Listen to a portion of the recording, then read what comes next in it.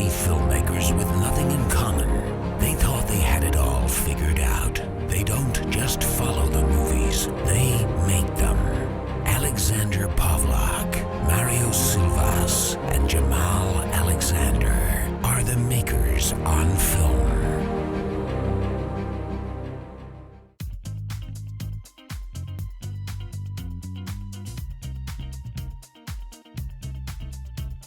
Hello and thank you for joining us again here on Makers on Film. I am Alexander Pavlak, writer-director, and with me is Jamaal AleXander, actor. Yep.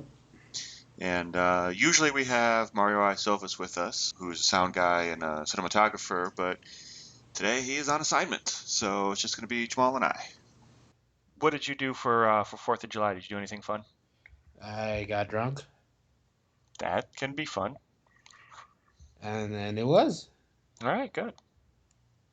Got drunk, spent some time with some friends, had a little barbecue. It was all good.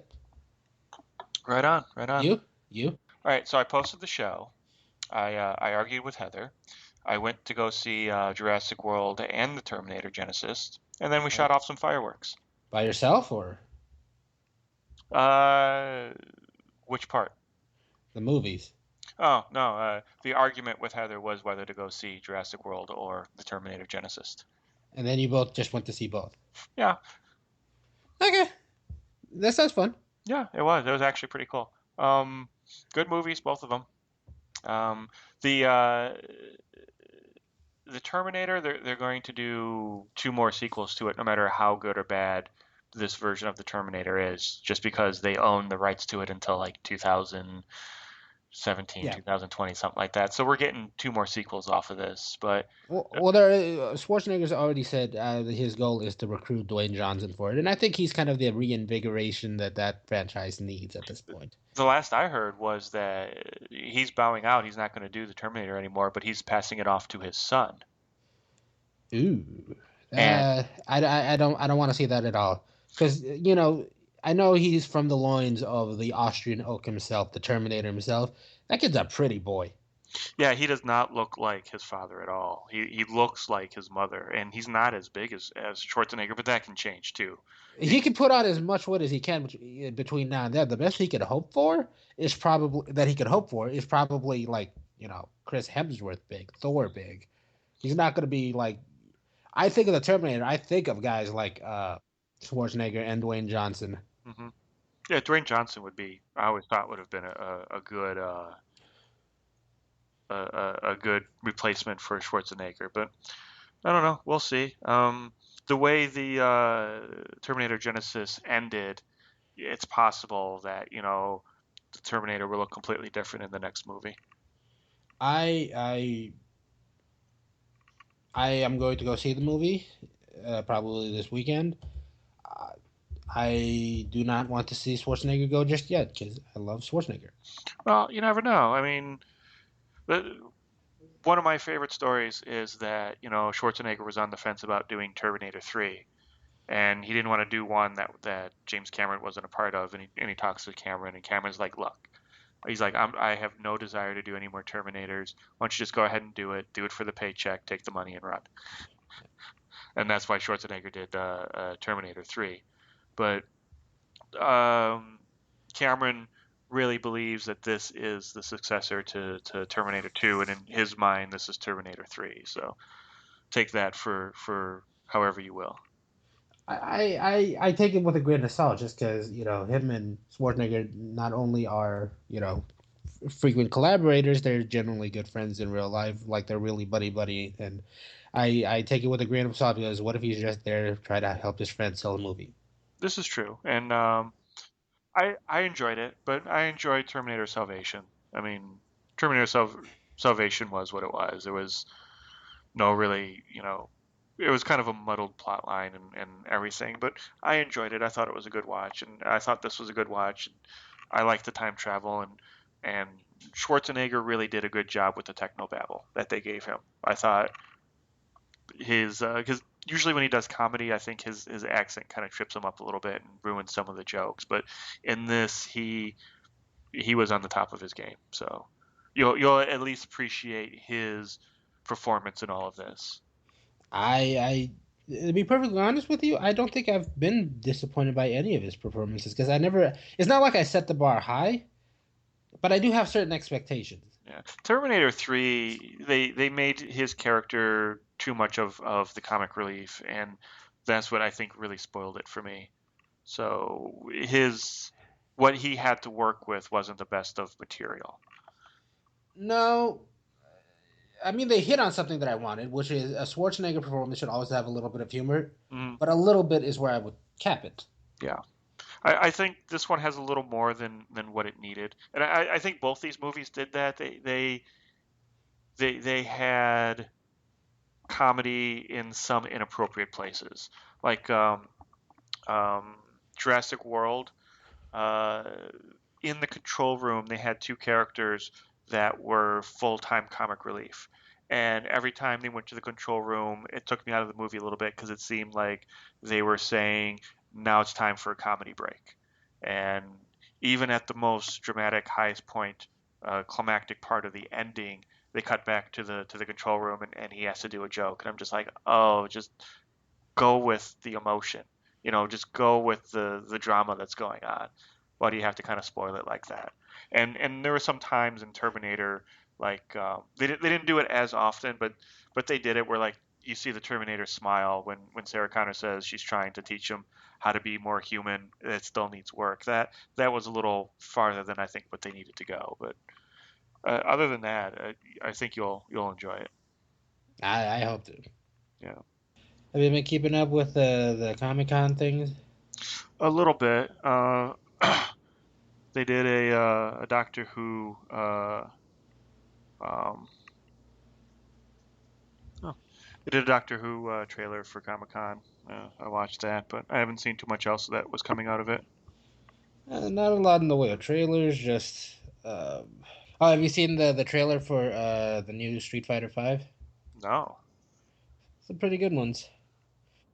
They're going character by character, so it's painstakingly slow at this point.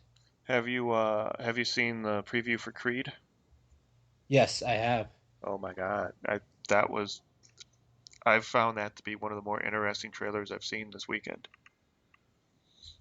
Really? Yeah. What stood out about it? Hmm? What stood out to you? It's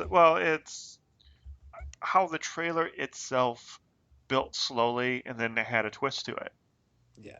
Well, I thought that was just genius. That because I'm watching it and I'm seeing it's a black guy boxing. I'm like, huh, I wonder what that could be. And then I see that they're in Philly, and I'm like, huh, wonder if that has any connection to. And then he sees the picture hanging on the wall, and he's like, yeah, didn't you guys have a third fight? And then you see that shadowy figure. I'm like, no fucking way. Yeah. It's pretty cool. A black. I've known about the movie for a while now, so as soon as I saw Michael B. Jordan boxing, I knew what I was getting myself into. I'm kind of excited for it. I won't lie. Oh no, it looks like it might be a good one. That one and Straight Outta Compton actually is another one that I think it might be very interesting.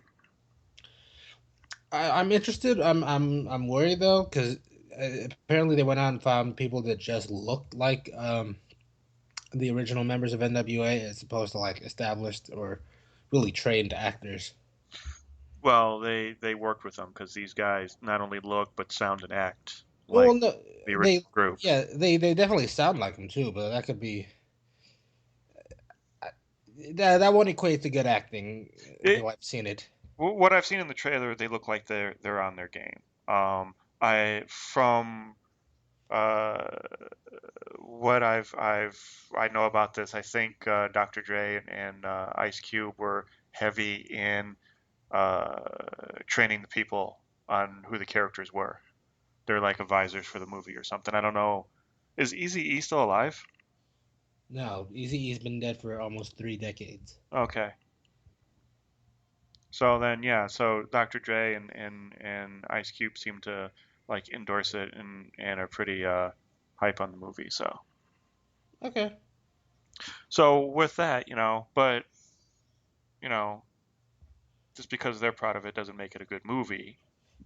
But hopefully it They does. yeah they could be getting paid just to do it. So This is true. This is true. But considering the material, I would hope they would have a lot of integrity and a lot of respect towards it because they were trailblazers back in the day. And to put out a shitty movie will basically shit all over their music and their art. Depends on the check, though.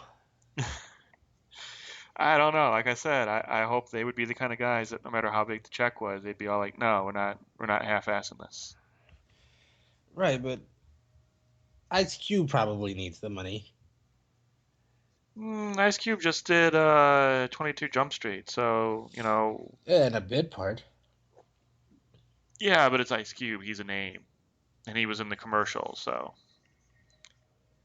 I mean, it's not a good movie. I didn't see it because 21 Jump Street was horrible, and his character was literally pointing out the cliches that he will be doing in the movie.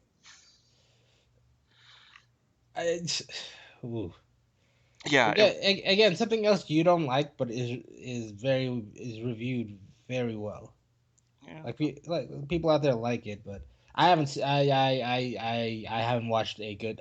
In my opinion, there hasn't been a good comedy in over a decade. So Well, I mean, I remember the original 21 Jump Street, so that's how old I am. yeah. And to see what they did to it in the movie is in a way a little bit insulting. I mean, the best part of 21 Jump Street is when the old characters make their cameos, and not even all of them did it.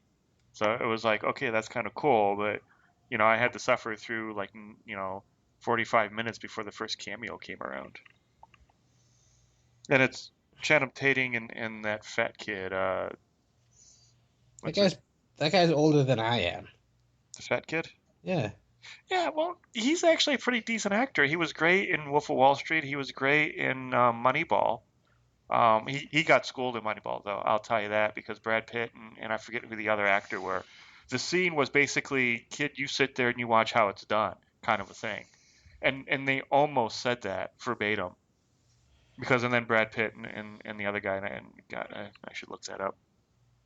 And then they start doing their scene together, and it's just like, okay, you know, that's what he was up against. So yeah, he had to bring it in. And like I said, he was actually pretty good in Wolf of Wall Street I can't. I can't remember what that scene is. and Moneyball. Yeah, is it him arguing with Philip Seymour Hoffman? I think that's the one. Yeah, where they go into the office and they're arguing about the guy that Brad Pitt wants to trade and the other guy wants to keep. I'm trying to remember. There were several arguments in that movie between the two. Yeah. I just read something very depressing. An announcement at Comic Con. G.I. Joe and Street Fighter are crossing over. Really? In a movie or in a video game? In a comic book, but just the fact Yeah. that they're crossing over, just it ruins things. It hurts my soul. I'm actually surprised they haven't crossed over G.I. Joe and the Transformers movie franchises yet. And they're talking about it. It's out there. They did a small nod to it in the Transformers Gen 1 cartoon where they had a character. One of the characters in the Gen 1 cartoon, if you're not familiar, was voiced by the same guy who did Cobra Commander. So they had those two characters together plotting. And then the Cobra Commander character runs off. And they never called him Cobra Commander, and he was in the shadows, but it was Cobra Commander. Huh. Daredevil. Or as I like to call it, Daredevil, because it's also written like that. They're evil. Dared evil. Like, he dared evil to poke its head out. I thought it was hang on, no, it's not. It's one word, so it's not dared or anything. That's all how you emphasize it. I prefer to emphasize it the way it's spelled and what is properly said. Daredevil. Well, tomato, tomato. That's not how that saying goes. So how did you enjoy it? I really really like the series. I thought it was something. To be honest, I don't think I've ever seen the kind of production value and quality and attention to detail in a series in any other series aside from the occasional Band of Brothers and possibly Roots. I mean, this is a really, really well done piece of film that was not a movie. Movies are usually the ones that get like the high production value. They're given an entire 3 to 6 months to really get every shot right, and I thought they were able to pull that off with this what 12 or 13 episodes. Something like that. Yeah. Yeah, Well, that's how movies, especially cable, is going right now. It's going with a shorter amount of episodes, so it can, get a bigger budget, put it more towards making it look more cinematic. And I yeah. think it's paying off, at least in this case. Yeah. It's like for just the choreography. Let's take all that out. Just the choreography and the fight scenes and everything that's put into that, like in uh there's cinematic quality there. It isn't to throw out an example out there, Buffy the Vampire Slayer or Walker Texas Ranger, where it's just like really half-assed, uh basic, you know, fight scenes. Well, This is yeah. there's actually another contemporary show that is somewhat similar in the fight scenes and the parkour and what they're trying to do, and that would be Arrow. And I don't know if you've actually seen that or not. I've seen it, and even then, it does. Those scenes don't hold a candle to Daredevil in my eyes. I mean, they're very much done like, primetime cable sort of. We have a day, an afternoon to shoot this in. Let's make it as simple as possible. Oh yeah, no, it's not as good as Daredevil, and I was thinking that because Arrow and its spin-off and the other spin-offs that are coming out shortly, they're very much a soap opera feel to them that just so happens to have action elements to it. This really felt like an action drama, really. Yeah, heavy on the drama. I wasn't so sure about the cast at first. Like that first episode, I wasn't completely on board with all the casting choices. By episode 3 or 4, I'm fully on board. Yeah. And by the way, it bears pointing out that the second episode is where this takes off. And since we were talking about the fight scene, the fight scenes or choreography, the fight scene in the hallway in the second episode is probably one of the best that I've ever seen in any medium, Oh, film or television. when he's going after the little kid. Yeah, Oh my God, that was amazingly brutal. it was just the choreography and amount of things have. It's one shot. Well, you clearly, well, not. It's presented as one shot really Yeah. well, because I can tell where they do cut, because they zoom in on his belly, which conveniently enough he's wearing a black suit in a dark hallway. It blacks out, Yeah. so it isn't completely one shot, and you can tell where he's being switched out for A stunt double. a stunt double. But it's just so well executed that you kind of get lost in it, and you don't know that until maybe like a second viewing of it. Well, yeah, it takes you a minute to, because it does go on kind of long, and that's kind of where the brutal part is. Because even though it goes on long, you can see he is getting fatigued. He is starting to slow down a little bit, but he has that drive that he can't have anything happen to this kid. Yeah. And it's kind of brutal to watch it in that point because it is kind of raw. And I don't, if I remember correctly, there's no music behind it either. It's just the sounds of him hitting people and shit falling apart. So that That episode was the real like jumping on point. Like it, that's where they it showed you starts slow. The series in itself starts slow. well, that's where they show you what you're in for with this show.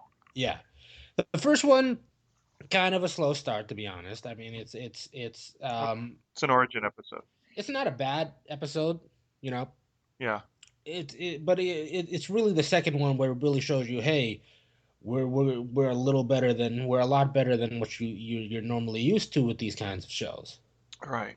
We're not Smallville. We're not, dare I say, Arrow even. Yeah. We were a step above that, and I really appreciated that. What I love about that scene, though, the hallway scene, aside from, I love everything about it, but aside from the actual choreography, is the final shot where he walks back out with the kid. Yeah. And then I think there's a little bit of music going, and he's just walking out, and he's breathing heavy, and he's like limping a little bit, but he's just walking forward with the kid, and it's just it You want to make your heroes look heroic. That made him look badass and heroic all at once. I love that part of it. Oh, definitely, yeah. It's like my favorite part about it was Fisk.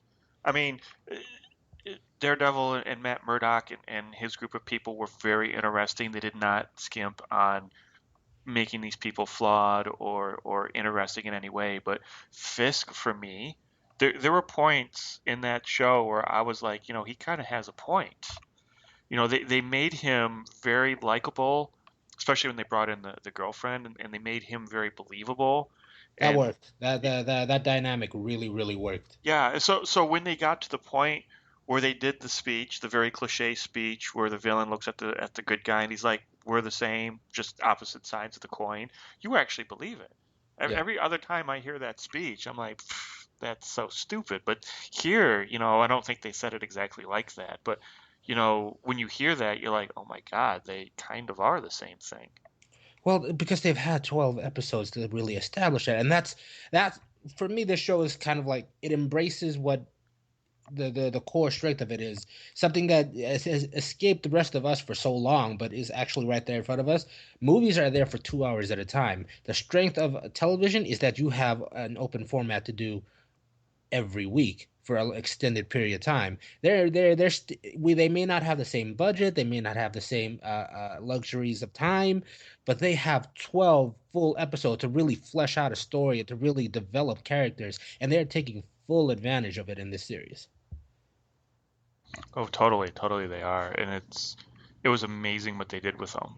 And I'm very you've heard about what's coming up in season 2, right? Yeah, they've already cast the Punisher and Elektra. Yeah, I mean the only thing left is Bullseye, and they've rumored a guy who they wanted. I forget who it was, but They were looking at Jason Statham for a little bit, but then he backed out of it.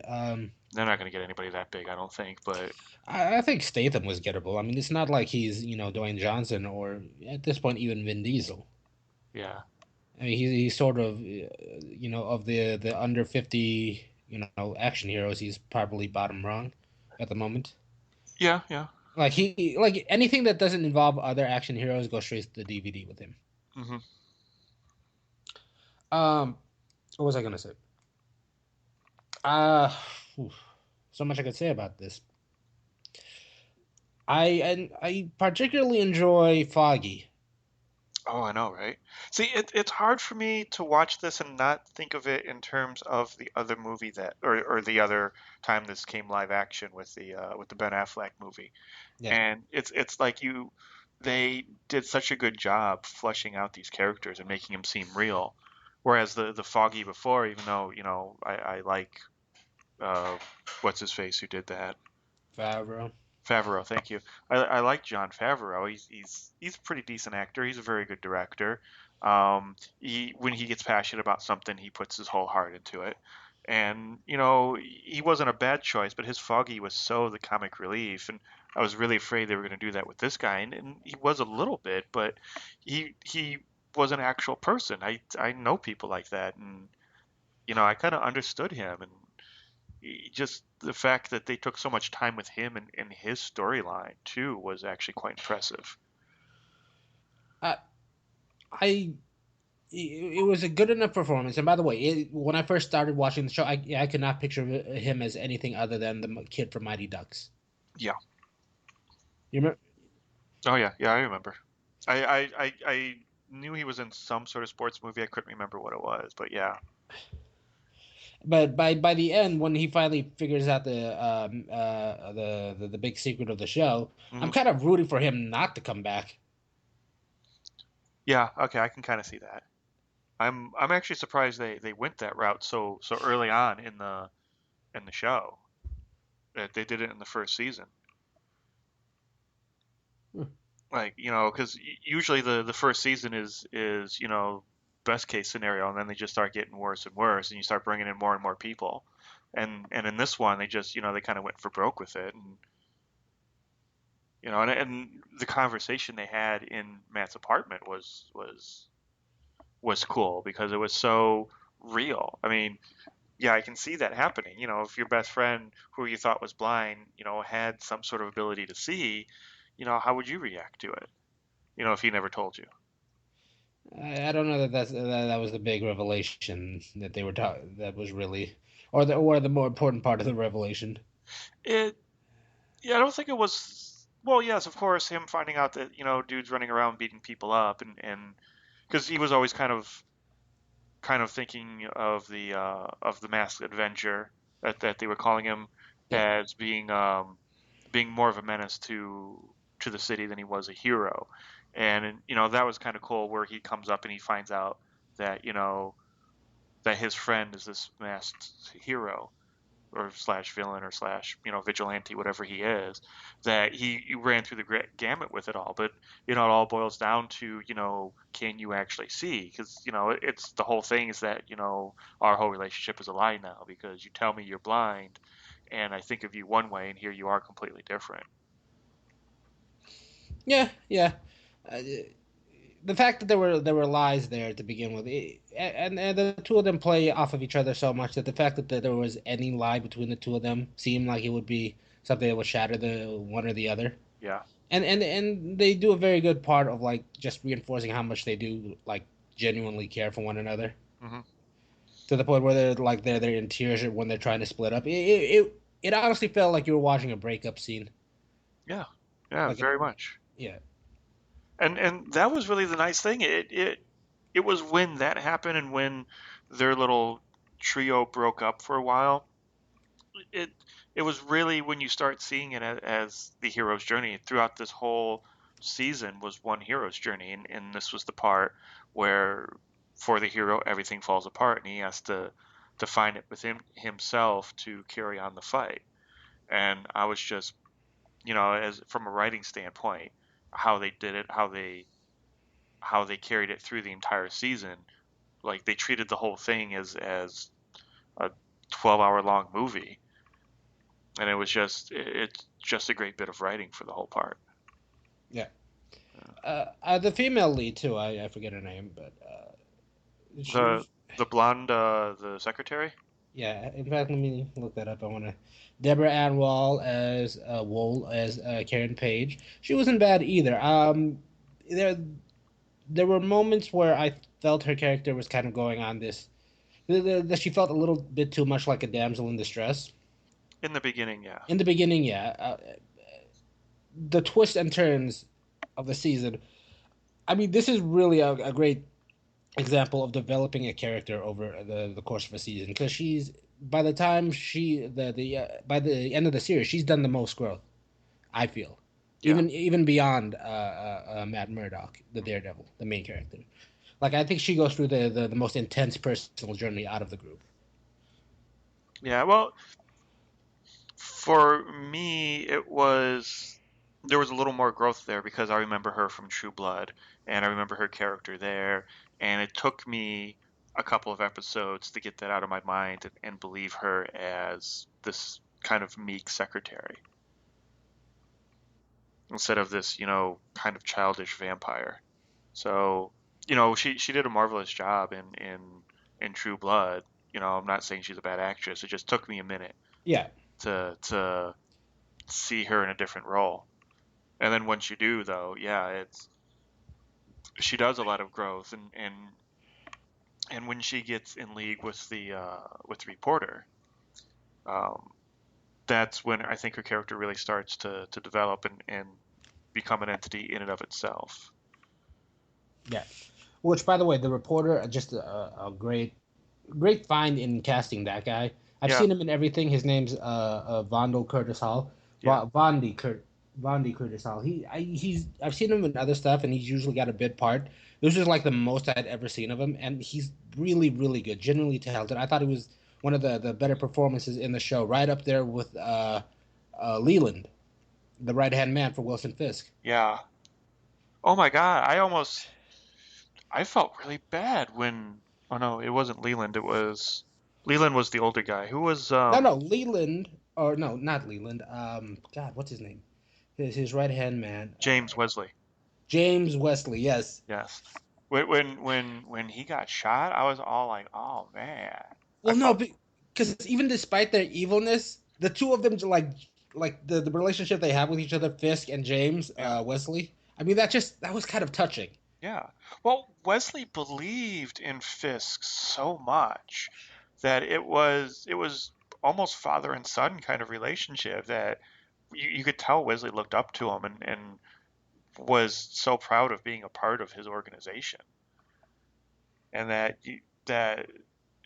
and again they do a cliche thing, but they do it so realistic and so honestly is that we see Fisk starting to beat up on his own men at one point. And they always do the cliche thing to show you how bad the bad guy is. He'll shoot one of his own guys. Yeah, But this one didn't feel like that. It didn't feel forced. He started beating up on this guy for no good reason. He had a good reason in his mind. And it's yeah, like, he was doing what he was supposed to do. And Fisk was like, you should have been here to protect him. Why weren't you? And it's like, damned if you do, damned if you don't kind of a thing. And, I felt bad for that henchman, but it was like, you understand why Fisk goes apeshit like that. yeah. It's a story of Wesley really like believing in buying into Fisk's vision, while as Fisk looks at him and goes, "This is probably my one true friend in the world." Yeah. It's like the way Vincent D'Onofrio, D'Onof- D'Onofrio, D'Onofrio. yeah, the way he plays the part, he plays him almost autistically. That I got that from him. Yeah. Yeah, that he's Well, very my introverted, that he doesn't like the limelight at all, and that when they don't speak his name, it stems from that, not that he's like Voldemort or anything. But um from the way D'Onofrio describes the character is he describes him as just pretty much a large child, a large dangerous child, and I I, and I. And I got that sense from him. And what a way to establish him! Like the first time you really get to know him, like after the dinner mhm, when he just shows you just how brutal he can get. I yeah, mean that was a great way just to set up that this guy is dangerous as all hell. mhm. Well, it's a nice touch too that when he's talking to Matt Murdock when they're in the art gallery, and this is the first time they actually meet. Yeah, That he doesn't just talk to him. He doesn't say, "Hey, how you doing?" He starts in with his speech about how he wants to change the city. That's how he relates to people. That he can't just talk to them one on one, a live conversation. He has these pre-programmed bits that he has to say because he's so awkward in public. yeah, And it's amazing that, he has to have that barrier between him and everyone else, the Wesley and the girlfriend and Leland and the other mafia heads, that he can only talk to them and then they send the message out that once that guy is gone, once, the wife or the girlfriend is gone, that in the comic book she later becomes his wife, but once she's gone, the whole thing falls apart for him, and that's really kind of what brought him down. yeah. Hubris is what I would attribute that to because at the end there he's just kind of like parading the fact that he's beaten everybody. That Okay. last sequence of the entire series where he kind of just he swaggers. He's not running away. He's trying to swagger away. No, Is he's what I he's walking away. Yeah, he's it's like he said, if anybody tries to follow us, shoot them. It's yeah like he doesn't care about running away. He cares. He draws that line and says nobody else passes here. I'm going to leisurely stroll away, and that's yeah. yeah. There's a lot of hubris there. You're right. Uh, Overall, a very well cast show, I must say. Yeah, I mean, there was not anybody there that you looked at and thought they're not carrying their weight. Yeah, there was no weak link in No. not even in like the guest stars, even even the mafia bosses who are barely in that like for long periods of time were great. I Yeah. really liked the Russian and the way he goes out at the end, the last Russian. Yeah. Oh, that was so badass. Yeah. That was. It was some good acting on both their parts, by the way, Yeah. especially the Russian. Hmm. But as a lead, I really don't mind Charlie Cox's Matt Murdock. I thought there were points where he may be a little too emotional, but he makes it work. I don't know how. Yeah. I love the idea of his mask not having eye holes. Yeah, That there was it was almost like not monochromatic, monolithic. His mask and his face, and even blind people, when you talk to them, you look them in the eye because you're just used to that. You're used to that facial feature, and depending on how long they've been blind, if they were able to see and then went blind, a lot of times they will make an attempt to look you in the eye, or at least, look towards where the noise is coming from. And it's like you don't see his eyes, you don't get those facial features, and it's kind of a disturbing costume. And even though I was really jonesing to see the red outfit, I wish they would have brought it out a little bit earlier. It was cool to see him in that black outfit, and not to have that point of reference, and just have him look very unworldly. I actually really don't like that red costume. It's not the best. Well, even the design apart, I don't like the fact that they introduced it. Up until that point, this was kind of like a real drama. Yeah. There was no elements. There was barely any elements. In fact, you were like 2 scenes away from like no superhero elements in this at all. And it was really grounded in reality, and I really like that. And then all of at the end, now he's wearing this weird costume. Yeah. Well, there was parts of the costume that I totally get, and they made it a very dark red. So, Yeah. but what really kind of screwed it all up was the mask with the horns. Yeah. And it's just the way he came, the way they introduced his name, just in the paper. I didn't like that because it felt rushed, and the fact that they introduced the costume at the very end like that, I would have almost rather see him not get the costume at all. Or Yeah. they should have brought it out like 3-4 episodes earlier, and even then they could have just did pieces to it too. Like, oh, I got all screwed up with this guy with the knives. I need a chest plate. And then Honestly, he gets called in, and the guy's like, okay, I got some leg pieces for you, whatever. yeah. Well, which, by the way, even that guy who's in like 2 episodes, Hmm. not too bad. Well, no, it was so cool to see that he was like a little mentally off, and that it's like, and his motivations and the reason why he's fighting, it was just so compelling. Even aside from the fight scene, just his reasoning behind everything was just very interesting. Yeah, and not a bad actor, by the way. I've seen him in other stuff. I think this is the first time he's played a good guy, and he doesn't do too bad. I mean, well, he's not really he's just a sympathetic character. Yeah. Um, I'm I actually think the Ben Affleck costume I would prefer over this. I I do like the Ben Affleck costume. I understand where they were going with this one. They were trying to make something more tactical looking, more padded, more reinforced, kind of a SWAT style outfit. But yeah, I'll be surprised if in the second season the costume looks exactly the same, and I think that's one of the reasons why they pulled it out at the end, Yeah, because they're going to make some changes to it. yeah, and gather from what I gather from just online chatter, a lot of people didn't like it either. Not because the costume itself is just terrible or anything. Hmm. It's just that for the rest of the tone of that show and the vibe of it, Hmm. it was just so gritty and real, and all of a sudden you just threw this fantastical element out there, and it didn't fit. Yeah. If instead of him having an all black outfit, which if if you read the Frank Miller version of Daredevil, I he did. does spend some time out of the costume and in an outfit like that, and it also is very reminiscent of Frank Miller's Year One for Batman. But it's like had he had some blood red things in his outfit, like the shirt or the mask, Yeah. that would have made the transition to that costume, I think, a little better. I honestly, I would have accepted him just painting over the costume that he did have. Like even the look of the final suit, the Daredevil suit, Hmm. it looked like a movie product. Yeah, Whereas it looks like it probably takes him a good like half hour just to get it on. yeah. Like Well, the Ben Affleck one looks like you just throw it on and run out the door. well, Ben And Affleck that would look more like a suit that you would wear for riding a motorcycle for the day. Yeah, and I could wrap my head around that. Yeah, Like at least that's probably closer to the suit that everybody seems to love, which is just the black gear, yeah.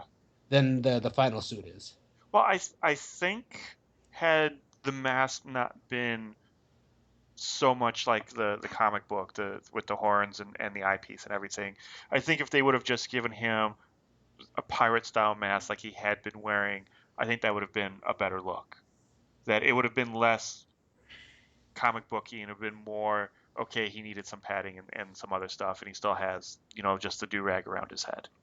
Yeah, I think and that would have been a better way to go. I I agree. It was something. I mean, it's not, it's not a deal breaker. It's not hugely terrible. No. It's the one thing that sort of sticks out and least. If I had to put in one thing that least belonged in that series, it's probably that suit. Yeah. Um, But they did it because, again, it's very comic booky, and the very last thing you see when he's jumping off the building is direct panel from one of the comic yeah, books. I really did not like it. I mean, it looks so cheesy. Again, something that looks so good, so dramatic, so realistic, and then to end it like that with clearly wires involved and a very staged shot. Yeah. And I did not appreciate it, but Well, just be thankful that they did that at the end instead of at the beginning. yeah, I mean it. To be honest, it's an ending that does not live up to anything. The show deserved a better ending than that, I think. Yeah, but Like it earned a better ending, but didn't get that. Again, there's too many good things in there in the entire series to just this is nitpicking at this point. I mean, like one or two bad things, while everything else is so good. Well, Like I'm very interested in what they're going to do with the second season. That they're going to find very much difficulty topping what they did this first one. um, have you seen the guy that they cast as a Punisher? Oh yeah, no, I've seen him. He's from The Walking Dead. I actually like that show, and Yeah, and I could wrap my head around him being to be perfectly honest, I always thought the Punisher was a little larger, a little more intimidating, a lot more imposing. mhm. I know this guy has kind of like this gritty look to him, and that's fine. I can wrap my head around this. Um, Before we move on to the second season, I really have to say one of my favorite things about the first season was the dad, like the way he goes out at the end. Oh, Fisk's dad, No, Murdoch's dad, the the boxer. boxer. Okay, Yeah, double crosses the mob, bets yeah, everything on himself to win, actually does win, and then knowing full well what's coming. yeah, And just the way he goes out at the end when he's running in there and then the door just opens and then the light shines on him and he just kind of looks over and you know, just he knows. Yeah, he knows. And the way he accepted, the way he mans up at the end and just kind of stares at it and goes, okay, yeah. I'm ready. That was cool. Oh yeah, and that I have no idea how realistic that is. It felt realistic in the show, but I have no idea how realistic that is. How involved the mob is in boxing. Oh, it is incredibly involved. As a boxing fan, Yeah, well, it was, and right around that time period, maybe not so much, but right up until like the Marciano days, or maybe a little after even, the mob was heavily involved in boxing, yeah, like to the point where you could you could you know say that an entire card was mob set. It could have been professional wrestling. That's how yeah. bad it was. But it's like I totally get where a boxer would just be all like, "Nah, I got to see if I can win." And I always felt that if I were a boxer in those days and they said you have to take a dive, I'd be like, "Okay, I'll take a dive, but you have to set up another fight, me and him, you know, honest. I don't care if there's an audience or not. I just want to see who's the better boxer." Yeah, but you're assuming the mob is really going to take the time to do that for you. They're paying you, and that's about it. That's all they care about. So I was actually a little disappointed in the fact that Rosario Dawson had such a small part. I was hoping to see a little bit more of her. I like she was almost a conscience to Matt Murdock and to the Daredevil, and I would have liked to have seen a little bit more of that interplay with her. Right. For those of you who are listening, yes, I am aware that that is not exactly where that character fits in, because that character does exist in the Marvel comics, and she doesn't fit into the Daredevil world at all. But she was a great addition, and if it was just an excuse to give Rosario Dawson's character a familiar name, I'm okay with it because she is by far and away probably the most, I don't know, easy to relate to. She's new to this world the same way that we are. Yeah. Yeah, she's our entry point into the world of Daredevil, and it's a great thing that they introduce her second episode in, Hmm. because we're right there along the ride as things are being explained to her, it's being explained to us, and she sort of verbalizes a lot of what you're thinking throughout, or at least what I was thinking throughout the first few episodes. Like, why are you doing this? What are your, like? She's even asking him the methods, the questions that are on your mind, like what do you hope to accomplish, how are you accomplishing it, and actually, gives you a good gauge of just how far Matt Murdock's willing to go, Hmm. especially in that first episode, the first episode that she's in. Yeah. Oh no, yeah, definitely. And yeah, she's kind of a doctor to the superheroes, the ones without the, superpowers, or the ones that don't have the healing or whatever. And She's an amalgamation of two characters, the Night Nurse and Claire Temple, and Claire Temple is a name that's usually not associated with Daredevil. But okay. I thought they were the same character. no, the one Claire Temple, the name in itself belongs to another character that is so far and away removed from the world of Daredevil. Like, Ant-Man that's coming out in a few Yeah. months or a few Yeah. weeks. Yeah. Yeah, she has closer ties to that guy than Really? she does to Daredevil. Huh. And even then, it's like through a friend of a friend type thing. Because there's a black giant man, basically. They call him Black Goliath, then Giant Man. That was the series of things, and she's actually his ex-wife, and it's real weird. And again, it's out there and it has nothing to do with Daredevil. And I nitpicked that at first when I saw the announcement, Yeah. and then I just didn't care after I saw the first episode, the second episode. No, yeah, she did a good job, and I was actually impressed that they got her. And I know she's a big nerd. I actually just learned that she's a huge Star Trek nerd, and that Oh she yeah, she yeah. actually speaks broken Klingon. And she's been lobbying to play a Klingon for quite some time, and I don't know why they don't just give her that opportunity. Oh, that would have been wonderful to see in one of the TV series. I think it'd be great to see in the movies as well. Oh, They I are know. Go ahead. they have introduced them so far, the Klingons. Yeah, but it's when they get ready to actually do a storyline with them. They I don't know what this new one's going to be about, but so far they haven't really been too interested in doing anything with the Klingons. Yeah, yeah, I get that. Again, a guy can hope. I mean, they're probably my favorite subset of or species in the entire series, but we're Yeah, digressing. That's Star Trek. We're Daredevil right now. yeah.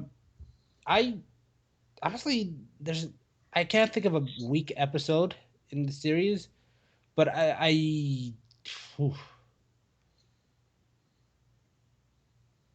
I do have to say I love the pacing. They don't overwhelm me with stuff. Like every episode, you know how some shows, like for instance Smallville. Smallville was a monster of the week type show. Hmm. This was he had like a different villain every week, but it didn't feel like a monster of the week show. The same plot lines really carried from one episode to the next really well. Yeah. Well, it really wasn't a Monster of the Week show. It was, everybody was somehow associated with Fisk, and they all found a reason to believe that Daredevil needed to be taken care of. So yeah, you're right. It never felt like Monster of the Week. It felt like, you know, cogs in a machine more than anything. Yeah, they had a great way of just keeping certain storylines alive for the entire time Hmm. and developing them. Like you don't lose interest in the fact that Deborah Ann Wall's character, Karen Page, you don't lose interest in the fact that she's actually actively undercover trying to figure out exactly what's happening, Yeah. which is a hard thing to do considering most of what she does until that fateful moment where she shoots James Wesley. Most of what she does is just paperwork. Well, But you're kind of you're interested. You buy into it. yeah, there is something about her, and she said it at the table, and I wasn't sure until she pulled the trigger. But she says to Wesley, "Do you think you're the first guy ever, killed or tried to kill or whatever?" And she pulls the trigger, and she does it with very little hesitation. Because usually in those kind of situations, they do something like the bad guy will say, "Oh, you have to take off the safety," and then when the person with the gun looks, he rips the gun out of her hand, or he does the whole morality thing. "Oh, if you shoot me, you're no longer a good person." But that wasn't done. He didn't get the chance to do that. She just started pulling the trigger, which it serves her because it goes into that kind of flight or fight thing, that the ability to for self-preservation. And it's just like all of a sudden I start thinking about it. And I'm like, she said that maybe she was just trying to get into his head and kind of screw with him a little bit. But now all of a sudden I'm starting to think maybe she has a bit darker of a past than what we know about. And hopefully they delve into that. It seems like she does have like a darker past to her, but I'm struck by how afterwards there's a lot of like genuine guilt and like trauma to what she just did. Yeah. I Oh thought yeah. I thought she played that really well, by the way. But because doesn't her character in the comic book, isn't she like some sort of heroin addict or something? Yeah, this for those of you who aren't familiar with Daredevil comics, after Frank Miller's run, or probably starting with Frank Miller's run, the writers of Daredevil basically it was a contest to see who could fuck up his life the most, and the people around him. Like he goes through one tragedy after another, and this goes on for a good decade and a half, Yeah. probably 2 decades. Like he has the worst luck of any hero, including Peter Parker, and he has shitty luck too. Yeah. And so some of the characters in I guess in a drive for what they thought were more mature stories, but in retrospect could be seen as just kind of like shock value. Some of the characters, develop really weird things, Yeah. like really weird storylines. Like for instance, Karen Page ends up a heroin addict, and at some point in her life, to actually pay for that addiction, well, she moves out to California to be an actress, becomes a drug addict, and then to pay for that addiction, she starts doing porn. Yeah. Oh, okay. Really, I didn't know that. Yeah, that's and then when she finally comes back, Matt Murdock helps her get clean, and she becomes this sort of activist against pornography and all of that stuff. And so, yeah, it's one of the again, I thought it was more done for shock value, Right. and that was, I guess, at the time that was an acceptable way of kind of like conveying, hey, we're trying to tell really really mature stories. Yeah. Um, Well, because in this, they say something about who would believe somebody, especially with your past, when they're referring to her. And I assume that's what they're alluding to, but they never say it outright what her past is. well, it seems like they're doing it out of order then. Because Karen Page in the books shows up early. She's fresh faced and she's like the girl next door. Leaves, then comes back all fucked up. Leaves and then gets cleaned up. Leaves again, comes back as the love interest who's got her act together, and then dies. Like this is one of the many many tragedies in Matt Murdock's life in the comic books. Right.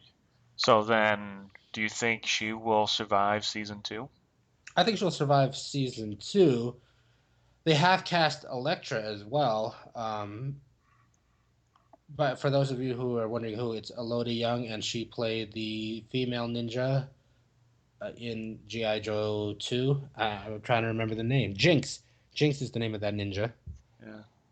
I'm actually a little surprised because Elektra's supposed to be Greek, isn't she? Yeah. Yeah, so they went with a more Asian actress.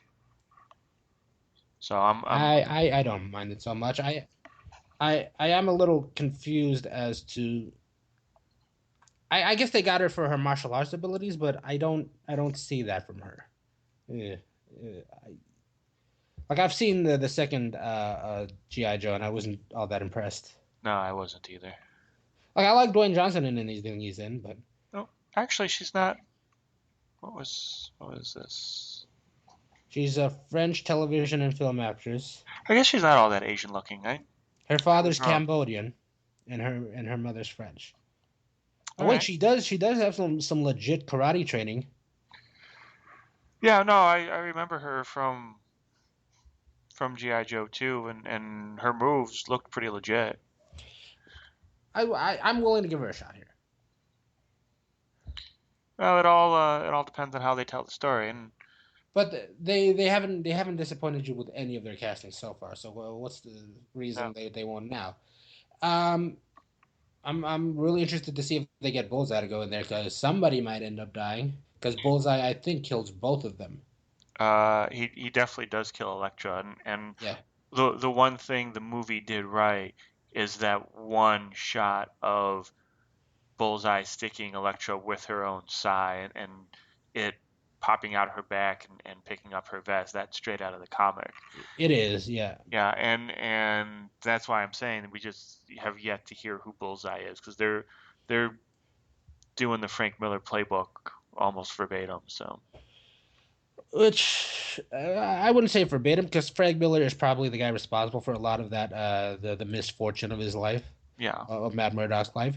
But yeah, she's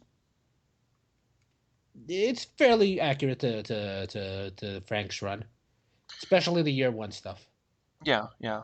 I'm just yeah, it's because Elektra's supposed to be a love interest for him. So if she comes in, of course she's going to die. So I think that might be. I think season three, if they do a season three, which I hope they do, is probably going to be the beginning of just fucking with Matt. Yeah, that's I'm not looking forward to that. Yeah. It just seems a little too melodramatic, and that seems like the running theme of '90s Daredevil, like Fuck. brooding. Yeah. Well, Daredevil is very much like Batman, and in fact, there's always been times that I thought they should have switched the costumes for those two characters. That Matt Murdock should be Batman, and that Bruce Wayne should be Daredevil. Right, it was a different kind of thing though. Like Batman, he brood. He's not so much a brooder as more he's just quiet and composed at every moment that he's awake. Whereas, you know, Daredevil, he seemed like he was genuinely sad. Like he was just, like in deep depression. Like the theme of '90s and early 2000s Daredevil is how how far can we push it before suicide becomes a real option? Well, in a way, when your character is called Daredevil, I think suicide is always a thing that probably concerns and doesn't concern him all at the same time. I think there's suicidal tendencies in there because He's you a man know, with no fear. oh, he has no fear because he's blind. He could be staring down Satan, and how would he know? I, But I, I just verified Karen Page is killed by Bullseye as well. And here's another one of those '90s twists. They had a baby before she died. Matt's baby. really, Yeah. well, that'll be an interesting season two then. If they actually end up together in season two, which the classic dynamic is that there's a love triangle going on between the three people in that office, and at some point, eventually Matt wins her over, whatever, and then Frank Miller took over the book, and things got shitty for Well, Matt. No, things got great as far as stories, yeah. but for Matt Murdock, things got shitty. Well, Foggy's going back to his old girlfriend, who I think is a little bit out of his league. But kudos for Foggy for bagging Tits McGee over there. I would not put him completely out of his league just because he's by far and away the most likable character in this entire series. He's the most likable, and I think he's the most honest and genuine. And even beyond Matt, who's the hero of the story, I prefer scenes with Foggy because he's kind of funny and you like him. Yeah, but the way they were playing it, especially with the old Hispanic woman, trying to get those two together, her Foggy and Paige, I figured that was going to be the main love interest, and I'm actually I'm actually kind of happy that that didn't happen. That I thought that was I saw that like to her reactions to that. I felt like they were intentionally throwing up a red herring without those two just to preserve her for Matt. Yeah, but Foggy kept on doing stuff like he saved her from those two guys, and Yeah, and he came out of nowhere for that. So that's your writer's contrivance right there. But he saved her from those two guys, and he is very sweet, and he is not necessarily broken, but he's kind of goofy. And if you can do a good balance between goofy and sweet and a little bit brooding, then yeah, you'll have women fall all over you. And I think the way they wrote him and the way he acted it, he had a really good balance of all that, and I could totally have seen why she would have fallen for him. Who Karen Page or the first girlfriend? Because the first girlfriend, I'll be honest, it doesn't seem like she's all that out of his league. To be honest. Karen Page, and I think the only reason why the first girlfriend would have given Foggy the time of day, mostly because he's probably a really good lawyer. She probably thought he was the kind of guy who would have gone far in their in whatever law firm that they were first interning in, and I could totally see why she would have latched on to him. And the way he is, he's sweet. That once you give him the time of day, he kind of worms his way into your brain.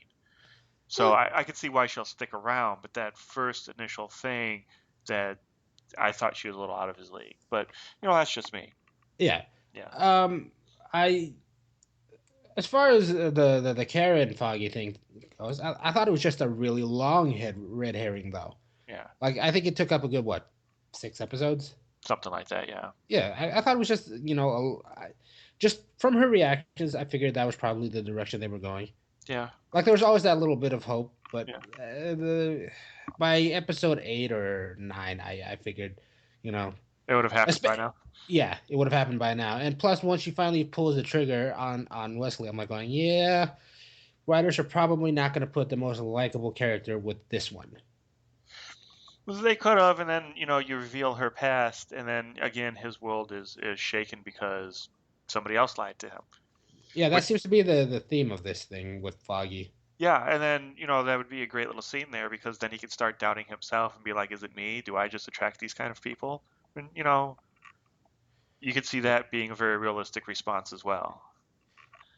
By the way, if you're not won over completely by Foggy by episode 8, wait until the flashback episode where they're in college. Oh my God, that was brilliant that they did that. Yeah, and yeah, Foggy. I saw him with the goatee and the long hair, and I'm like, oh my God, that is so Foggy.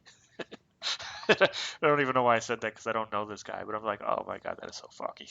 It's not beyond the realm of belief that the guy you see in episode 1 will do that by episode 10. Yeah. Or whatever. Yeah. Yeah, I thought it was one of the sweeter, more endearing moments, and I thought the juxtapose the two scenes, like what may be the very end of that relationship and the very beginning of that relationship between the two, the two male leads, I thought was a great way to really kind of like solidify or really flesh out the extremes of their relationship. Yeah. And I gotta say, it is cool, and I know Matt Murdock mentions it. It's cool that Foggy was like, "Oh, you're blind. Let's go smoke some pot."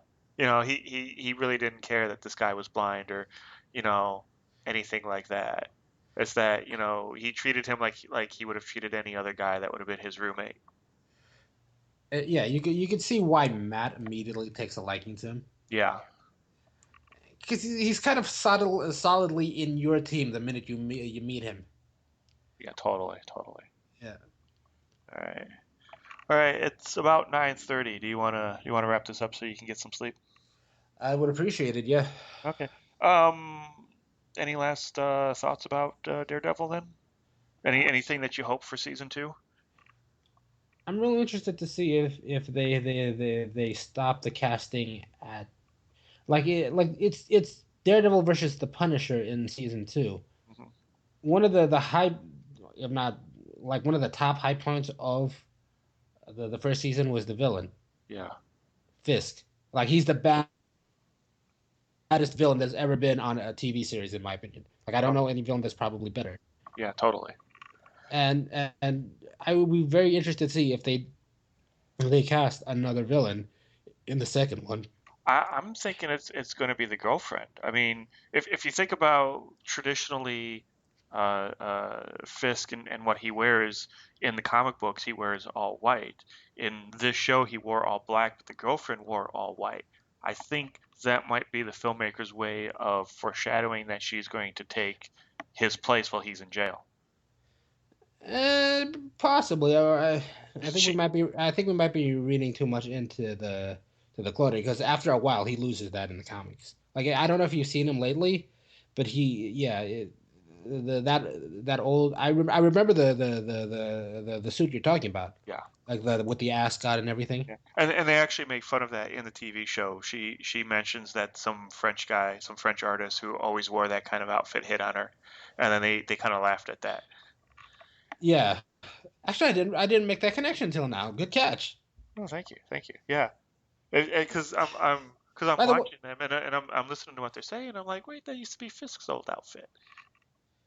oh, well, now that you bring up the two of them together, that actually like the routines episode where you follow Fisk from day to day. Oh yeah, that was a great episode. Yeah, to interject her at the end into his routine and to make it like really fit that way, I thought was really cool. I thought Well, it just added to that. It just really kind of like encapsulated that relationship, what yeah, she offers to him. yeah. Well, the thing is, as she learns about him, at first she initially backed off, but when she comes back and she starts learning more about Fisk, she doesn't really back off anymore. And especially after she got poisoned, she's she's very much about, you know, being with him and learning who he is and what he is, and that's why I think she might take over while he's in jail because she was not afraid of his lifestyle. For to go beyond that, she's not only like in his corner at that point, she's actually advocating revenge. Yeah. And yeah, that I can kind of read into and go, yeah, maybe she takes over by season 2. Although I do not see her listed as part of that season as the cast. No, but they might be holding back on that too. But This is true. because Frank Castle, the Punisher, is not really a bad guy. He's thought to be a bad guy, Yeah. but he's just not. Daredevil's kind of good, and then what's her face? Elektra is not really a bad guy. She's a little bit ambiguous, but towards the end she's a good guy. So they haven't really announced a bad guy yet. And even if they bring in Bullseye, he's to me he seems really more of a henchman than he is a full on captain of industry. But they might rewrite it for the TV show because Well, I'm sure at the beginning, Punisher only hears about the devil of Hell's Kitchen, and this is the guy who's still, by the way, accused of bombing like Hell's Kitchen. yeah, definitely. So Frank Castle, being Frank Castle, shows up and says none of that shit and starts hunting down the devil of the Hell's Kitchen. Oh yeah, no, I can definitely see it going that route, and that would be an amazing story to tell. Yeah. Goodbye, and I hope you guys enjoyed this show, and please leave us comments at, God, I forget the name of the site. Oh, that's a good question. Something ninja. Oh, what was it? Mofo Ninjas? Oh, great. Now you come up with a better name than what I had. Oh, you can go over to MOF Ninja. MOF.Ninja. MOF.Ninja, and you can listen to all of the past recordings, Including our last episode, which is entitled, brilliantly enough, O.J. Simpson is the boy band of the NFL. Did you see the picture I posted for that Arnold one? Schwarzenegger in the Kilmotron 800. Is the Kilmotron 800. Nice. Wait, was it me or Mario that said, oh, no, it was me that said O.J. Simpson is the boy band of the NFL? It was you, yes. Yes! Yes, it was. You did come up with the name of last week's episode. Well, because Mario came up with the episode 9 title, he can be the fucking floor. Well, I was the one who said it. Mario just piped in and said that we should use it as the title. Was it you? I thought it was Mario. No, it was me.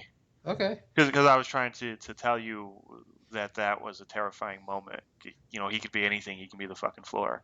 Which, by the way, I asked like the people who are like I see who watch listen to the show. Mm-hmm. They all agree with me that they were both like two different separate genres. Okay, you can believe that all you want, and I'll believe. Oh no, that's fine. That's fine. I'm just saying. Yeah. I think you and I run in like circles. Like the people we talk to have like completely different tastes in film. Oh, I have no doubt about that, and that's I believe to be a nice part of our podcast is that we have two different viewpoints on a lot of the same stuff. So yeah. and that we're not ever going to see eye to eye all the time, and hopefully people will join in to see that conflict and then to see us make fun of each other after that conflict. Yeah. Which, by the way, is extraordinarily we like a bunch of the same stuff, just for completely different reasons. Well, did you see that I posted a movie list? Did you? I'm Alex's movie list. Yeah. Yeah. And by all means, I encourage you to come up with a movie list. Oh, what would I put? What is this picture on there? Which one? This picture of what I assume is you trying to be James Bond with somebody hugging that picture. Oh yeah, I found that on the internet. You upload a picture, then they put it in like a frame, quote unquote. And one of the frames was a woman hugging. It's supposed to be like in a movie theater. It's a movie poster, and she's hugging the movie poster. And I don't know what movie it was supposed to be for, but yeah, I know that the movie right next to it is Click. yeah, that tells you how old that picture is. Yeah. But yes, I did a James Bond style photo shoot, and then I entered the that picture into that. So yes, it's me doing my best James Bond impersonation. You look good in the picture, bro. Thank Look you. good in the picture. That picture that was back when I was living in Ypsilanti, so that's probably a good 12, 13-year-old picture. It's a good picture. Thank you. Secretary? Yeah. That was a movie? Secretariat? No, Secretary. It's what I believe to be the better movie. If you like 50 Shades of Grey, you'll love The Secretary. It's Patricia Arquette? no Maggie Gyllenhaal Maggie Gyllenhaal. Okay, yeah, I'm aware of the movie. and the guy from The Blacklist. Yeah. Spader. James Spader. Thank you. Yeah.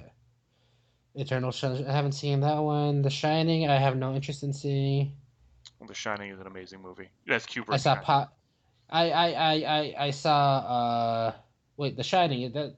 Okay. Wait. I'll see that film. That's the one with Nicholson. Yeah. Yeah. Yeah. I haven't. I'm really not a fan of the '70s, other than its action, like Dirty Harry. It's a good movie though. Kubrick movies are always kind of out there, and it's just he has such an eye for detail, but Okay. yet he is so crazy. Like it literally took him a year to film this movie. Yeah. We talked at one point about the first use of Steadicam back when Heather was on the show. The first actual use of Steadicam was on The Shining, but the first time the audience sees Steadicam is in Rocky because the guy who owned and operated the Steadicam had to fly back and forth, and it took Kubrick a year to film the movie, whereas it took Rocky like 3 months to film. Wait, when did he use Steadicam on Rocky? What Uh, scene? the more famous scene is when he's running up the stairs during the training montage. Okay. I got it. That's why it's not all bouncing around like Yeah. Born Identity. Yeah, I got it. Eternal Sunshine, not really interested in that. Name of the Rose, I have Testicles. The Matrix, I've seen that. Equilibrium, which came out the same time, right? Right Close, around the same close around the to same time. Yeah. Never got a lot of love, did it? It didn't, but it's what's his face who played Batman? Christian Bale. Christian Bale, And Taye Diggs. and Taye Diggs and Sean Bean, and there's one or two other people in there of note. And it's kind of like it's done by the same guy who did like Ultraviolet Yeah. and something else, and he has this thing that he calls gun kata, Yeah, which is that was the first introduction I had to gun kata. yeah, and it's brilliant the way he does it, and I think it's very 1984, and it's a well done movie. I'm sad that you don't see more gun kata nowadays. He's the only one who really does it, or who he's the one who kind of came up with it, I guess. It sort of makes sense, I guess. Yeah, I mean, Unless somebody has, like, an automatic weapon, but... Prometheus, you want to argue with somebody about that? oh, that's Mario who doesn't like that movie. Okay, you two can argue about that next time we talk. The Dark Knight trilogy starts slow, amazing in the middle, not sure about the end. Of the whole trilogy, or Yeah. the end is a little weak for the whole series, but on the whole, the fact that they tell you exactly how it's going to end, Yeah. I think is just a brilliant bit of Gone Girl Haven't seen it yet. I was just telling Seven is next on the list, and I was just telling somebody the other day I would pay to see that done as a TV miniseries. I would pay to see 7 to 8 episodes of that. 7 episodes of Seven would actually be kind of awesome. That it makes sense, doesn't it? Like one for every sin. Yes, it does. And then maybe not necessarily just seven, maybe like a bonus two, one to set up, one to finish. Like you can turn like what's in the box into its own episode. Yeah.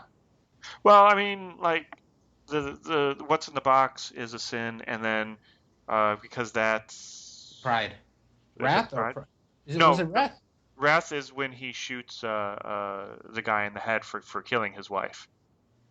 Ah, so two sins in one. Yeah, so it's 2 sins in 1 episode. So you can still do an intro and then use that as the outro, and you can still have 7 episodes and do 2 sins in 1 or even 3 sins in 1, however you want to do it. What's the game? That's done by Fincher. It's Michael Douglas and Sean Penn.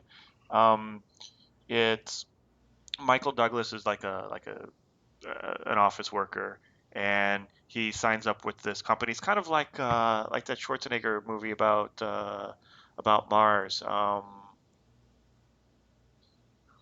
You mean Total Recall. Total Recall? Yeah. Yeah, where it you don't know what's real and what's not real.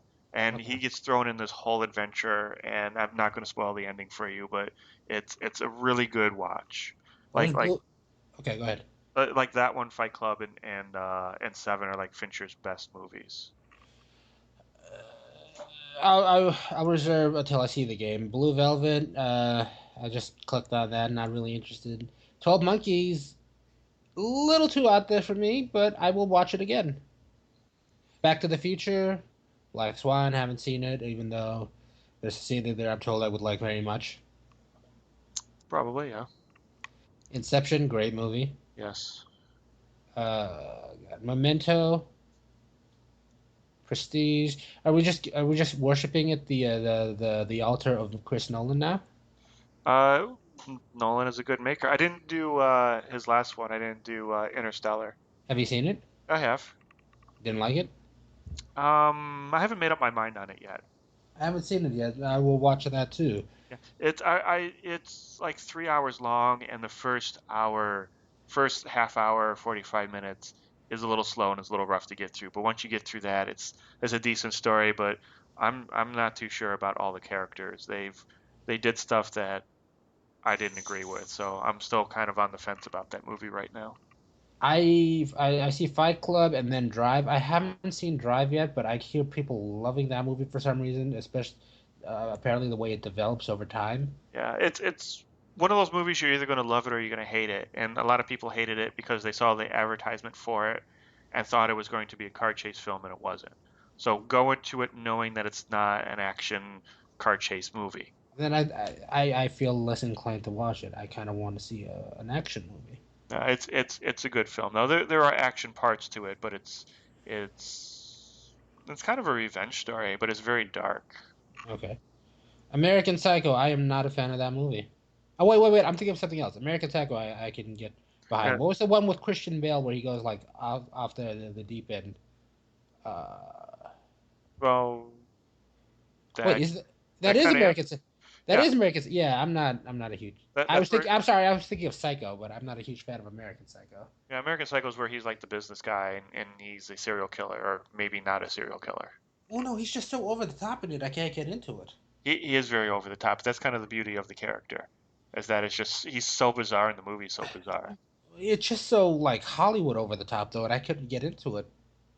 Like And I thought it was a rare miss for him. yeah, I really like the scene with the cat in the ATM. That makes me laugh every time I see it. I can't remember that one. Right now, the scenes that stick out to me are the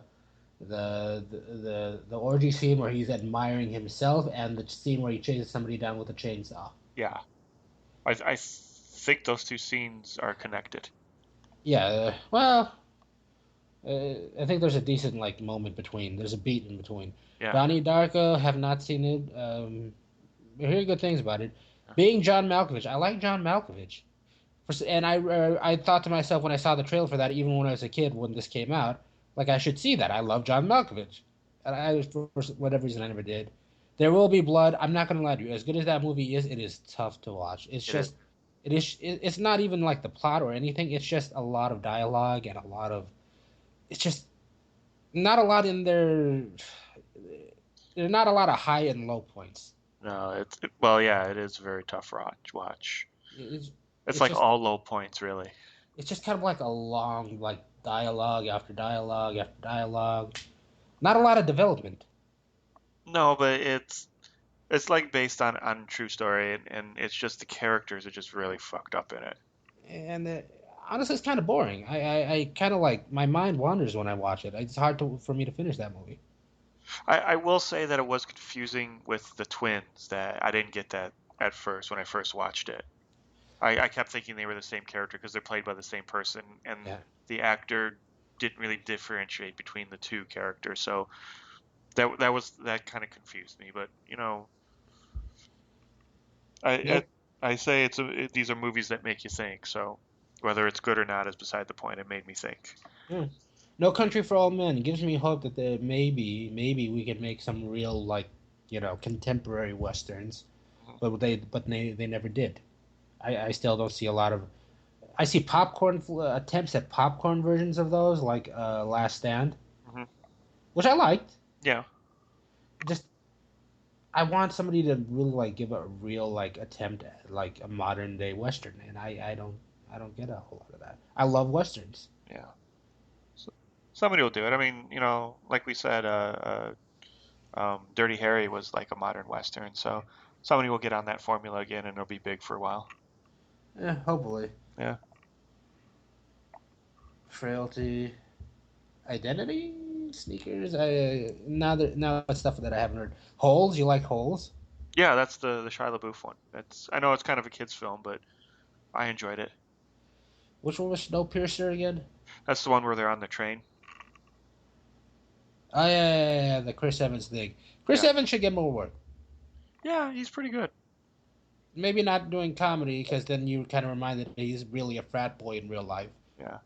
But maybe more serious stuff like characters like he has to act against who he is. Well, he was really good in Snowpiercer. It took me a while to realize that was Captain America on screen. Yeah. Like I didn't get that right off the bat. And then more stuff that I've seen: Birdman. Yours is still the 1951 version, but not the modern version. Of The Day the Earth Stood Still. Yeah. Oh no, I didn't like fucking Keanu Reeves movie. Citizen Kane. I've come around on say Keanu Reeves. I like a guy who embraces who he is. I like that's his persona. We don't fault uh, Eastwood or Schwarzenegger for playing into that same sort of persona that they created on screen. Why should we fault Keanu Reeves? No, I'm not faulting Keanu Reeves because I believe him when somebody says, "Oh, he's not from this planet." Sure, I believe that totally. The thing that I just didn't like the movie that he was in, that modern version of The Day the Earth Stood Still. Okay. I thought it was crap. There are a lot of Rebecca's out there. Night of the Living Dead, original or new? I have the original. Okay. The remake though was really really good. I have to say I don't know which one I like better. Blade Runner. There's a movie they should remake. Would somebody like Chris Evans? Interesting. I would rather see Chris Evans do Indiana Jones than Chris Pratt. Yeah, I could see. Well, yeah, yeah. It's tough. I don't like Chris Evans when he's trying to be funny because again, it just reminds me that he's probably a douche in real life. Yeah, but there wasn't the comedy in Indiana Jones didn't stem from Harrison Ford's ability to do comedy. It stemmed from him saying a weird thing in a weird situation. So I think Captain America could pull it off.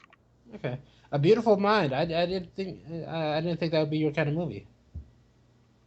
No, it was an interesting film. It's It's very artsy, very European artsy. it was, but the plot of it just it made you guess throughout the entire thing what was real and what wasn't. Observe and report. Yeah. Really? Have you seen that movie? I saw who was in it and had absolutely no interest in seeing. Like I said, I haven't seen a good comedy in like a decade. Well, I'm not going to say it's a good comedy, but they set out to make what would basically amount to a comedic version of Taxi Driver, and I think they hit the nail on the head. It is just the blackest comedy I've ever seen, I think. Wait, you didn't like the new War of the Worlds, by the way? A Spielberg flick? Mm, it Tom Cruise running. He runs in everything though. Yeah, I know. I've seen it. Okay, what? Broadchurch. Wait, Oh yeah, you got into TV shows now. hang on, Broadchurch.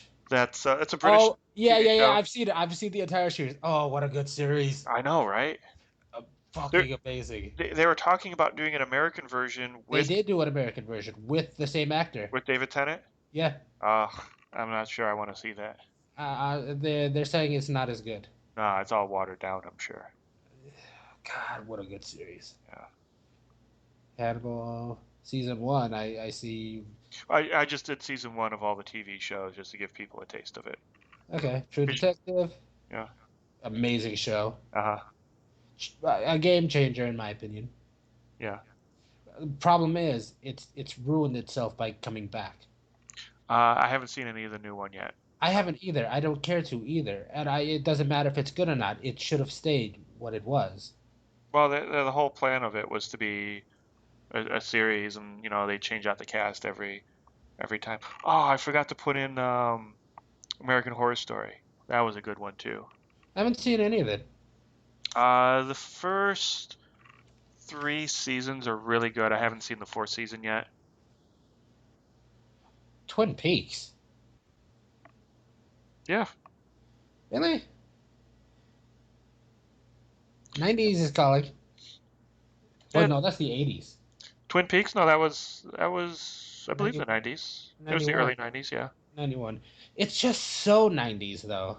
Like if I could encapsulate like what artsy was in the 90s, it'd probably be that.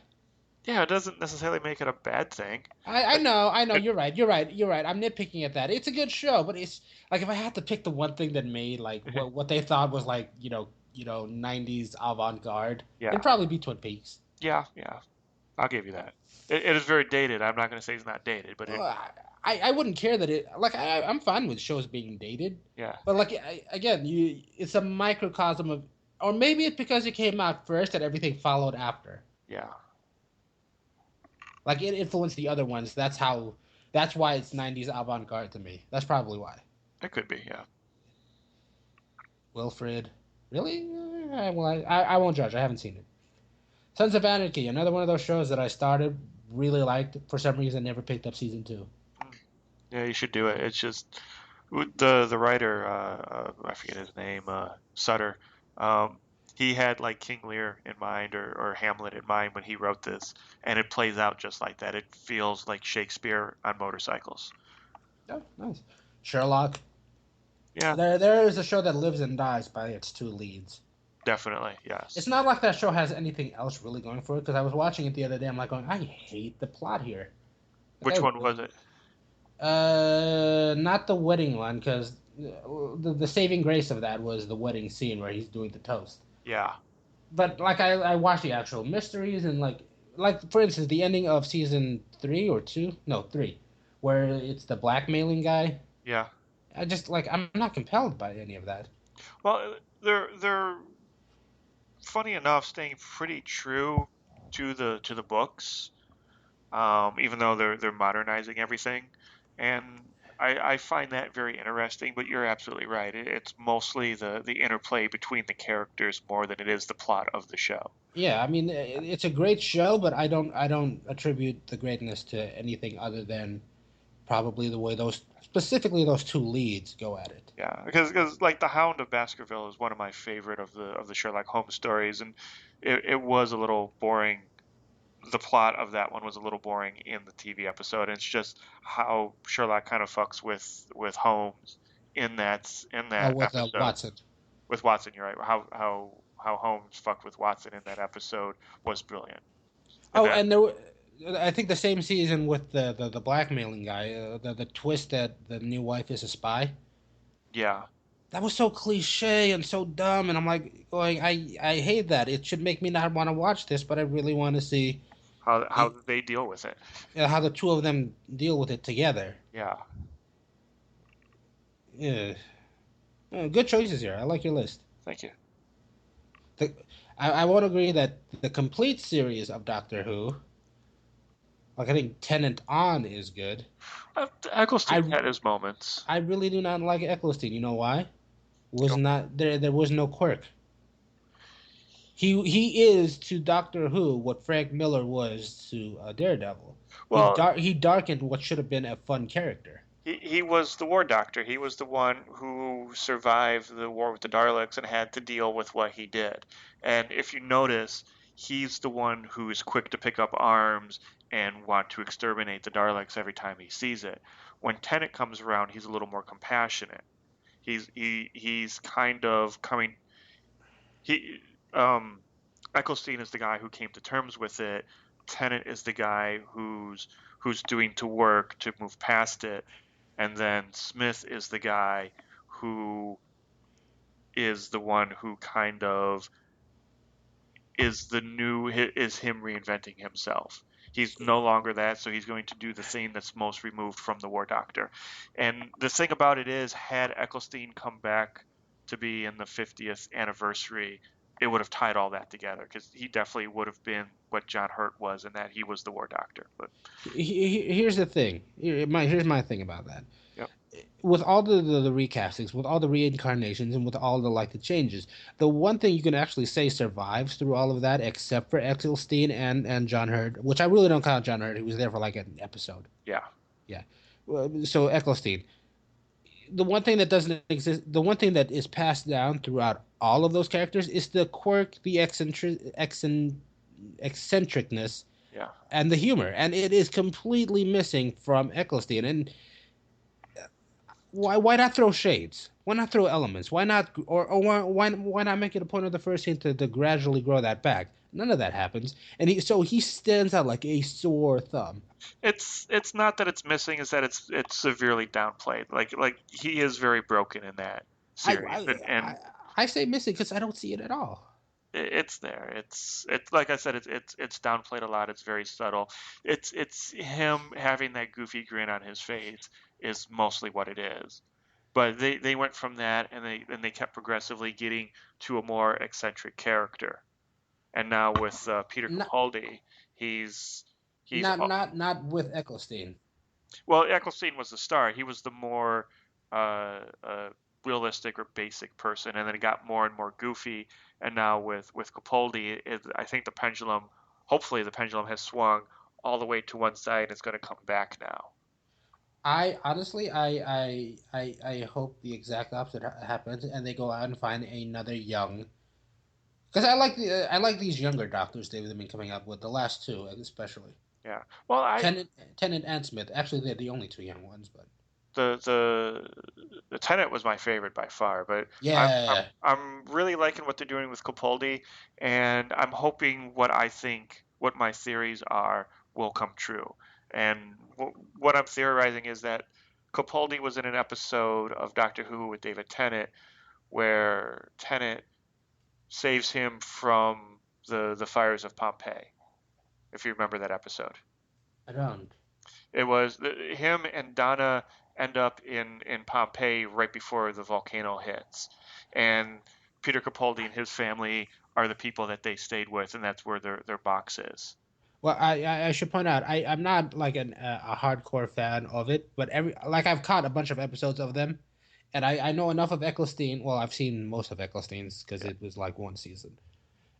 But every time I've seen David Tennant on that screen, like it's a wonder why I haven't actually just seen every episode that he's in. Oh my God, it's very powerful stuff, and the end will make you cry. Oh, I've seen the end. The end was just absolutely gut wrenching. And Just the they way he says it. they shot it 3 times, and the last time he did it, they were like, "We're not using this because he made the entire crew cry."